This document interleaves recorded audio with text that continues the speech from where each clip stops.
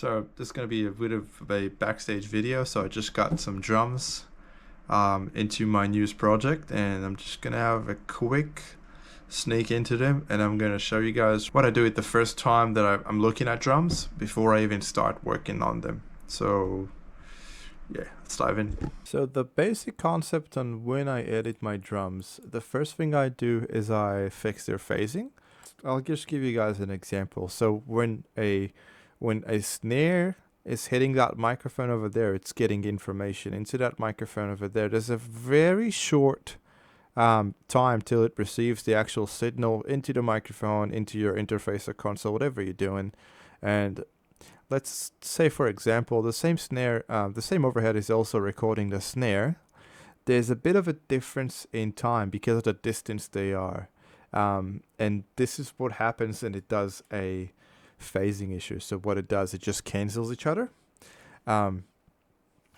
So when it actually cancels each other, you don't get the big sound, punchy, wide drums, great sounding that you're looking for. Obviously, this sounds good as it is. Like the drums here they really sound good as it is. The Francesca, whoever's interested can send me a message, and I'll send you guys the fiber and the drummer that I've worked with. She is absolutely great, honestly. Yeah, so let's just give it a quick listen. I want you to listen especially to the snares just in solo for a second. So I'm just gonna do a small loop in here.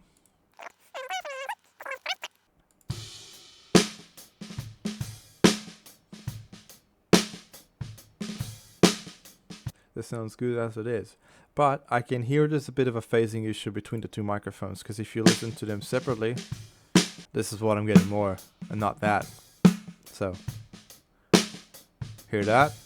It just cancels it because it's out of phase. So what we'll do is we'll fix their phase. There's a few ways you can do it.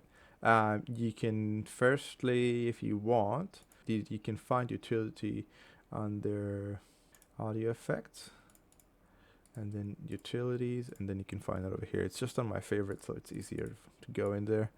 So utility, and then what you can do is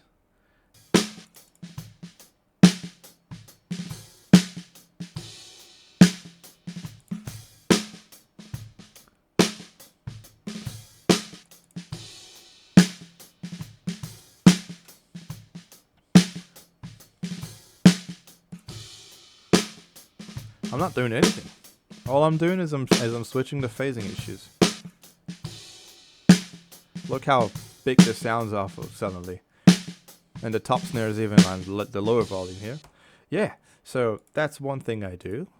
You can also go and move it manually, which I find is a little bit more tricky and annoying.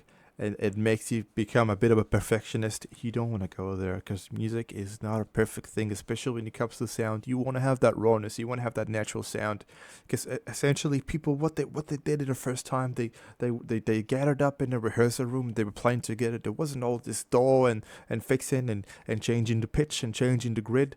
Just allow the emotions to express themselves inside the mix, and which that'll be the biggest tip I can give anybody who's starting out on mixing. Yeah, and so what I do, once I fix that, I have an indication of where is my snare. So obviously that's going to be my first, because that's phased out, if you guys remember. Now they're both the same.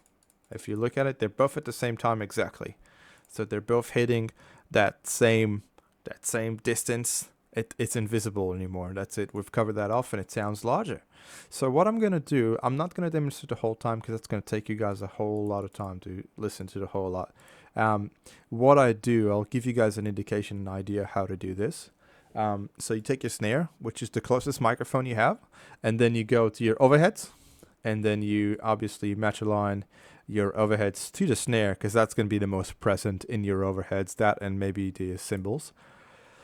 And then you're going to find the kicks. You're going to find the kicks in the overheads. And after that, you're going to find the room microphones.